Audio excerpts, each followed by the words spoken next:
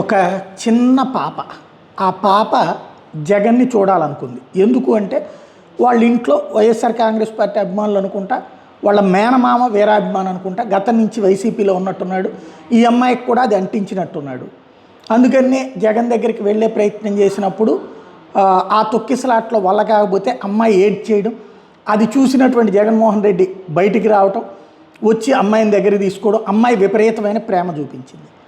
మహానటి ఇట్లాంటి టైటిల్స్ ఇచ్చేసాం. ఇప్పుడు ఆ వయసులో అమ్మాయితో ఆ నటించేటటువంటి సీన్ ఉంటుందా? అందులో ఆ తర్వాత అమ్మాయి మాట్లాడింది తప్పు. అమ్మ ఒడి గురించి ఇట్లాంటివి మాట్లాడించడం తప్పు. ఇక్కడ వినబడుతున్నట్టుంది, వీళ్ళందరూ తెలుగుదేశం వాళ్ళు ట్రోల్ చేస్తున్నామో అమ్మాయి ఢిల్లీ పబ్లిక్ స్కూలు, అమ్మాయి తండ్రి సో అండ్ సో ఇదనేది. అదే తెలుగుదేశం పార్టీకి సంబంధించిన ఇంకొకళ్ళు లెక్క చెప్తున్నారు. అమ్మాయి రవీంద్ర భారతిలో చదువుతుంది. తల్లిదండ్రులకి అసలు ఈ విషయం తెలియదు. మేనమామ తీసుకుని వచ్చాడు. మేనమామ వైఎస్ఆర్ కాంగ్రెస్ పార్టీ నాయకుడు అని. ఎవరిది ఏదైనా పక్కన పెడితే చిన్న పాపని ట్రోల్ చేయాల్సిన అవసరం లేదు. అది తెలుగుదేశం గుర్తుపెట్టుకోవాలి. అదే సందర్భంలో ఆ పిల్లతో ఈ అమ్మ ఒడి ఇట్లాంటి ఇంటర్వ్యూలు ఇప్పించడం వీళ్ళ తప్పు.